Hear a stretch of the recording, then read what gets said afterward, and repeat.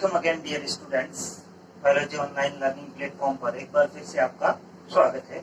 हम पढ़ रहे थे आवृत्त विधि पादपों में जनन के अंदर हम पढ़ रहे थे परागण, और परागण के अंदर हमने पढ़ लिया था परागण क्या होता है, परागण के प्रकार क्या होते हैं, और परागण के लिए स्वपरागण के लिए क्या क्या अनुकूलन होते हैं और पर परागण के लिए क्या क्या अनुकूलन होते हैं। आज का हमारा नेक्स्ट टॉपिक जो है वो है पर परागण की विधियां। अर्थात कहने का मतलब ये होगा कि जब एक पुष्प के परागकोश से परागकण निकलकर दूसरे पुष्प या दूसरे पादप के पुष्प की वर्तिकाग्र तक जब वो जाएगा तो उसको जाने के लिए किसी न किसी माध्यम की आवश्यकता होती है। तो अलग अलग पादपों के अंदर उनकी आवश्यकता के अनुसार कुछ अनुकूलन हो जाते हैं और उन्हीं अनुकूलनों के परिणाम स्वरूप उनके अंदर परागण की प्रक्रिया संपन्न होती है।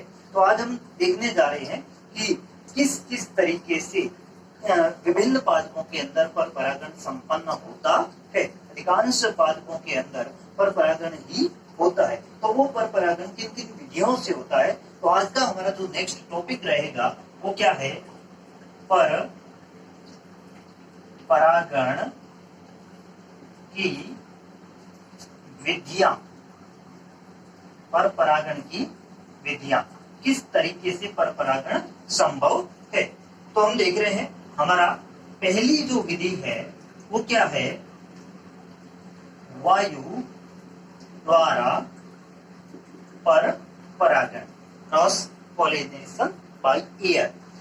वायु के द्वारा पर परागण कैसे होगा, जैसे आप देखिएगा कोई एक पौधा है, ये पौधा नंबर ए और ये पौधा नंबर बी। हमने ये देखा है कि एक ही जाति के दो पौधों के पुष्पों के मध्य जब परागण होता है तो ऐसा परागण ही पर परागण कहलाता है। तो इस पर परागण के अंदर ये पौधा है ए, ये पौधा है बी, इन दोनों की प्रजाति एक है। अब स्थिति ये है कि इस ए पौधे से परागकण जो है वो निकले और कहां पर पहुंच जाए, बी पौधे की वर्तिकाग्र तक पहुंच जाए। तो ये स्थिति है पर परागण की। अब इसमें यदि ये माध्यम के रूप में यहाँ पर वायु काम करे तो ऐसा परागण जो है वो क्या कहलाता है, वायु द्वारा पर परागण कहलाता है। अब देखिएगा वायु के द्वारा पर परागण होगा तो यहाँ से जैसे ही परागकण परागकोश से निकलेगा और परागकोश से निकलकर परागकण वायु के साथ में जाएगा तो कुछ ऐसा अनुकूलन चाहिए कि अगला पुष्प जो है उसकी परागकण को ग्रहण करने की प्रायिकता जो है वो काफी बढ़ जाए, मतलब ज्यादा से ज्यादा परागकणों को वो ग्रहण करे, कुछ ऐसा हो, अर्थात उसके अंदर कुछ अनुकूलन हो। तो ऐसा अनुकूलन इन पादपों के अंदर देखने को मिलता है। जो मादा पादप है अर्थात जिसके अंदर वर्तिकाग्र है, स्टिलेट फ्लावर है, तो उसके अंदर हमें अनुकूलन देखने को मिलता है कि उसका वर्तिकाग्र जो है, वर्तिकाग्र कुछ विशेष प्रकार से अनुकूलित हो जाता है। विशेष प्रकार से कैसे, जैसे घास जितनी भी होती है इनके अंदर वर्तिकाग्र जो होता है वो कैसा होता है, पक्षमाभी हो जाता है। पक्षमाभी कहो या फिर इसको कह सकते हो रोमी, अर्थात उसके ऊपर रोमनुमा संरचनाएं उपस्थित होती है या पक्षमाभ सदृश संरचनाएं उपस्थित होती है जो कि उस परागकण को आसानी से ग्रहण कर लेती है। तो घास के अंदर हम देख रहे हैं कि वायु द्वारा पर परागण होगा। ऐसे ही एक पौधा होता है टाइफा। ये टाइफा जो होता है इसकी वर्तिकाग्र जो होती है वो ब्रश सदृश हो जाती है। कैसी हो जाती है, ब्रश सदृश हो जाती है। तो ये वर्तिकाग्र जो है ये भी आसानी से परागकणों को ग्रहण कर पाए। तो हमने देखा कि ये मादा पादप जो है स्टिलेट, इसके अंदर इस तरीके के अनुकूलन हो सकते हैं। जो वर्तिकाग्र है वो विशेष आकृतियों में या विशेष संरचनाओं में रूपांतरित हो जाता है जिससे वो आसानी से परागकणों को ग्रहण कर पाए। अब यदि इधर की बात करें तो इसमें जो है परागकण संख्या में अपेक्षाकृत अधिक बनते हैं। ऐसे पौधे जिनके अंदर वायु द्वारा परागण होता है उनके अंदर परागकणों की संख्या जो है वो अपेक्षाकृत क्या होती है, बहुत अधिक होती है। और जब अधिक संख्या में परागकण होंगे तो वो परागण क्रिया के दौरान कुछ परागकण अगले पुष्प तक पहुंचेंगे और कुछ जो है वो नहीं भी पहुंचेंगे तो भी कोई नुकसान नहीं होता है। उस पौधे में या उस पादप के अंदर जो संख्या है वो जनन की प्रायिकता जो है वो स्वतः क्या होगी, बनी रहेगी। तो कहने का मतलब ये होगा कि ऐसा परागण जो वायु के द्वारा संपन्न होता हो क्या कहलाता है, वायु द्वारा होने वाला पर परागण कहलाता है। दूसरे वाला जो पर परागण है वो हम देख रहे हैं कौन सा है, जल द्वारा परागण। जल द्वारा परागण मतलब ऐसे पौधे जो जलीय माध्यम में उपस्थित होते हैं, अधिकांश जलीय पौधे जो होते हैं उनके अंदर कौन सा परागण पाया जाता है, जल परागण पाया जाता है, लेकिन 100% के अंदर नहीं। कुछ ऐसे भी होते हैं जिनमें कीट परागण पाया जाता है। तो देखिएगा जलीय पौधे जो जल के अंदर उगते हैं, ऐसे पौधों के अंदर परागण का जो माध्यम होता है, परागकण को परागकोश से वर्तिकाग्र तक ले जाने का जो माध्यम होता है वो कौन होता है, जल होता है। अब देखिएगा जल परागण जो होता है वो भी दो तरीके का होता है। कौन सा, पहला होता है अधोजल परागण, क्या नाम रहेगा, अधोजल परागण, और दूसरा रहता है अधिजल परागण। क्या रहेगा, अधोजल परागण और अधिजल परागण।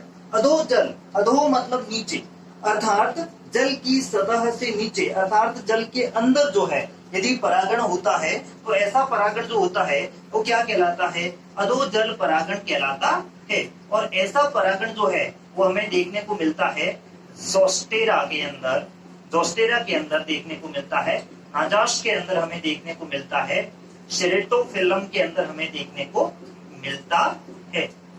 अर्थात ये जल निगमन पादप होते हैं, जल के अंदर डूबे हुए पादप होते हैं, और उनके अंदर जो है जल की सतह से ऊपर की जो सरफेस होती है उससे नीचे से परागण जो है वर्तिकाग्र तक पहुंचते हैं। तो ऐसा परागण जो है वो क्या कहलाता है, अधोजल परागण कहलाता है। दूसरा होता है अधिजल परागण। अधिजल परागण का मतलब हो गया कि जलीय पौधा है और ये जल की सतह है, जल की सतह के ऊपर इस तरीके से परागण जो है वो तैरते हुए जाएंगे और जाकर पुष्प की वर्तिकाग्र तक पहुंच जाएंगे। तो ऐसा परागण जो है वो क्या कहलाएगा, अधिजल परागण कहलाएगा। और ये देखने को मिलता है हमें वैली स्नेरिया में।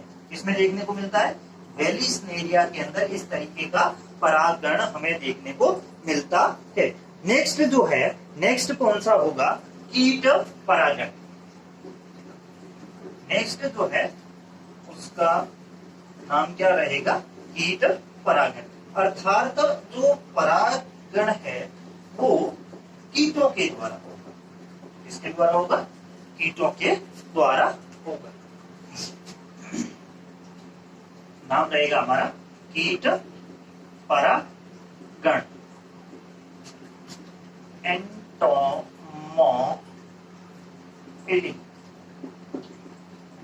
अब स्थिति यह है कि कीट परागण जिन पौधों के अंदर होता है उन पौधों के अंदर जो है पुष्प काफी बड़े और आकर्षक होते हैं, मकरंद युक्त होते हैं। पहली बात तो पुष्प कैसे होते हैं, पुष्प आकर्षक, ये इनके अनुकूलन है, आकर्षक। दूसरा होगा पुष्प कैसे होंगे, अपेक्षाकृत बड़े। आई बात समझ में। और तीसरी चीज बहुत महत्वपूर्ण कि कैसे होंगे, मकरंद युक्त होंगे, मतलब उसमें मीठा पदार्थ होगा। यदि मीठा पदार्थ नहीं होगा तो कीट वहां लेने क्या जाएगा, कीट जो है वहां जाएगा किस काम से, अपने काम से। कीट वहां पर मकरंद खाने के लिए जाएगा। दूसरा, उस पुष्प के आकर्षण से आकर्षित होकर वहां पर जाएगा और उस पुष्प के ऊपर बैठेगा, वो अपना काम करेगा, मकरंद इकट्ठा करेगा, मकरंद खाएगा। जैसे मधुमक्खी है, तितली है, हम कई सारे कीट ऐसे देखते हैं जो पुष्पों के ऊपर घूमते रहते। अब वो इस पुष्प के ऊपर बैठा तो इस कीट की पंखों से या उस कीट की टांगों से या उस कीट के शरीर के किसी भी भाग पर वो परागकण जो है वो चिपक जाते हैं, पोलन ग्रेन्स जो है वो उसके शरीर के ऊपर चिपक जाते हैं। अर्थात ये हुआ कि इसके जो परागकण होते हैं उनकी सतह जो होती है वो भी कैसी होती है, चिकनी होती है, चिपकने लायक होती है। और वो उसके ऊपर चिपक जाती है। अब ये कीट यहाँ से उड़ा और किसी दूसरे पुष्प के ऊपर जाकर बैठ गया। अब जिस पुष्प के ऊपर बैठा, मान लेते हैं कि वो फ्लावर कैसा था, पिस्टिलेट था, ये स्टेमिनेट था, ये पिस्टिलेट था। और पिस्टिलेट था तो उसके अंदर क्या था, वर्तिका थी, उसके अंदर जायांग था, वर्तिकाग्र था, और उस वर्तिकाग्र के ऊपर जैसे ही बैठा तो वो परागकण वहां पर पहुंच गया। क्लियर भाई? अब देखिएगा, तो इस तरीके से जो कीटों द्वारा जो परागण होता है, उस परागण को हम क्या कहते हैं, कीट परागण कहते हैं। और कीट परागण जो है वो विभिन्न प्रकार के फसली पादपों के अंदर हमें देखने को मिलता है। जैसे सरसों के अंदर हमें देखने को मिलता है, ऐसे ही कई सारे आर्किड्स में, आर्किड्स के अंदर हमें देखने को मिलता है, ऐसे ही हमें साल्विया के अंदर देखने को मिलता है, ऐसे ही हमें आंख के अंदर कीट परागण देखने को मिलता है। कई सारे पौधे ऐसे हैं जिनके अंदर कीटों द्वारा परागण होता है। हमने सामान्यतः ये देखा है कि जब हम फसलें बोते हैं और जहां पर फसल ज्यादा होती है उसके आसपास हम देखते हैं कि मधुमक्खियों के छत्ते ज्यादा होते हैं अपेक्षाकृत। कई बार समझ में, ग्रीष्म काल में हम नहीं देखते कि मधुमक्खियों के छत्ते हमें बहुत कम देखने को मिलते हैं, लेकिन जहां जहां पर फसलें ज्यादा होती है वहां वहां पर हम देखते हैं कि मधुमक्खियों के छत्ते बहुत ज्यादा होते हैं। मधुमक्खियां करती क्या है, वहां से मकरंद लेकर आती है, उसमें लार मिलाती है और उसको शहद में रूपांतरित करके छत्ते में भर देती है। अब देखिएगा, मधुमक्खी वहां पर है जहां पर मकरंद मिलता है, और मधुमक्खी होने से क्या हो रहा है, परागण में भी सहायता मिल रही है। तय बात यह है कि जहां मधुमक्खियां होगी वहां पर परागण की संभावना ज्यादा होगी, अर्थात उत्पादन ज्यादा होगा। तो कुछ लोग ऐसे होते हैं जो अपनी फसल करने के साथ साथ, फसल को उगाने के साथ साथ, खेती करने के साथ साथ मधुमक्खी पालन भी साथ में करते हैं, जिससे उनको दोहरा फायदा होता है। मधुमक्खियों से एक तो शहद मिल रहा है और दूसरा वो क्या कर रही है, पर परागण में सहायता कर रही है, ताकि उसमें फसलों का उत्पादन जो है वो आसानी से उनको हो पाए। आई बात समझ में? अगला हम देखते हैं पक्षी परागण, पक्षियों द्वारा परागण।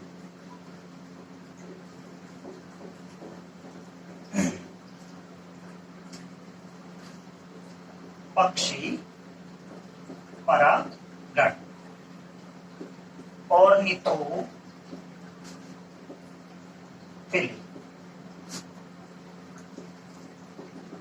ऑर्निथोलॉजी कहते हैं पक्षी विज्ञान को। अब देखिएगा, पक्षी परागण, पक्षियों के द्वारा परागण। देखिएगा, कुछ ऐसे पक्षी होते हैं, जैसे एक नाम सुना होगा आपने, गुंजन पक्षी, हमिंग बर्ड। ऐसे ही एक होता है शक्करखोरा, शक्करखोरा। ये कुछ ऐसे पक्षी होते हैं जो परागण में हेल्प करते हैं। अब कोई एक ऐसा फूल है, जैसे देख लीजिएगा कि बहुत लंबा फूल है, इस तरीके से नलिकाकार फूल है। अब इस फूल के अंदर जो जननांग है वो बहुत नीचे है, वहां से इनको क्या करना है, परागकण को निकालना है, और परागकण निकल के किसी दूसरे फूल पर, ऐसा ही होगा इसके जैसा ही नलिका का, और उस फूल तक इसको पहुंचाना है परागकण को। तो यहाँ पर जो है परागकण की संभावना अपेक्षाकृत बहुत कम रह जाती है, और ऐसी स्थिति में हेल्प करते हैं कौन, ये पक्षी। मतलब एज ए कंटेनर ये क्या करते हैं, वहां से परागकण को कंटेन करके उठाते हैं और दूसरे पुष्प तक पहुंचा देते हैं। और ऐसा हमें कहां पर देखने को मिलता है, सामान्यतः शमल के अंदर देखने को मिलता है, तंबाकू के अंदर देखने को मिलता है, तंबाकू के अंदर देखने को मिलता है। तो इस तरीके से जो है वो क्या है, पक्षियों के द्वारा जो परागण होता है उसको हम क्या कहते हैं, पक्षी परागण कहते हैं। और अगला जो है वो कौन सा है, चमगादड़ परागण।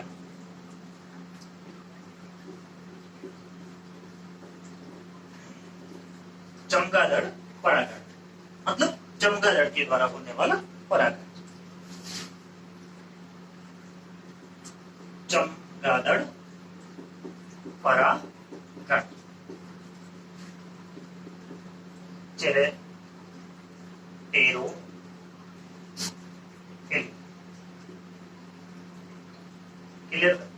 अब देखिएगा चमगादड़ के द्वारा होने वाला परागण, चमगादड़ है क्या? चमगादड़ एक रात्रिचर स्तनधारी है। इसको कोई पक्षी ना समझे, ये क्या है? स्तनधारी, रात्रि में उड़ने वाला, रात्रि में चलने वाला स्तनधारी है। अब देखिएगा कुछ ऐसे पौधे हैं जिनके पुष्प जो है वो रात्रि में खुलते हैं, दिन में बंद रहते हैं और रात्रि के अंदर खुलते हैं। अब देखिएगा ऐसे पुष्प जो रात्रि में खुलते हैं, उन पुष्पों के अंदर परागण जो है वो कौन करवाती है? चमगादड़ करवाती है। चमगादड़ उसमें हेल्प करती है क्योंकि वो रात्रि में चलती है। ऐसा कहां पर देखने को मिलता है? कदम्ब के अंदर, कचनार के अंदर, बालम खीरा के अंदर, बालम खीरा के अंदर, इन पौधों के अंदर क्या होगा कि चमगादड़ जो है वो परागण करवाएगी। परागणों को नर पुष्प से मादा पुष्प तक ले जाने का काम कौन करेगी? चमगादड़ करेगी। अतः इसको हम क्या कहेंगे? चमगादड़ परागण कहेंगे। मतलब माध्यम अलग अलग है, काम वही हो रहा है, पर परागण हो रहा है, लेकिन उसको करवाने में, परागण को एक जगह से दूसरी जगह ले जाने में हेल्प कौन कर रहा है? इस बात पर या इस आधार पर हमने परागण को या पर परागण की विधियों को अलग अलग समूह में बांटा है। वायु के द्वारा दिन में होता वायु परागण, जल के द्वारा दिन में होता जल परागण, पक्षियों के द्वारा दिन में होता पक्षी परागण, कीटों के द्वारा दिन में होता कीट परागण, चमगादड़ के द्वारा दिन में होता चमगादड़ परागण। इसके अतिरिक्त कुछ पौधों के अंदर घोंघों के द्वारा, तो मोलस्का संघ के जीव होते हैं, उनके द्वारा या फिर गिलहरी के द्वारा, गिलहरी के द्वारा भी परागण देखने को मिलता है। ऐसे वाक्य होंगे और गिलहरी भी परागण में सहायता करती है। तो इस तरीके से हमारी जो पर परागण की विधियां हैं ये समाप्त हो जाती है। नेक्स्ट वीडियो के अंदर हम देखेंगे अगला हमारा टॉपिक पर परागण हो गया या परागण हो गया। परागण होने के बाद अगला टॉपिक आना चाहिए क्या? निषेचन। तो निषेचन कैसे होगा इसके बारे में हम चर्चा करेंगे नेक्स्ट वीडियो के अंदर। नमस्कार।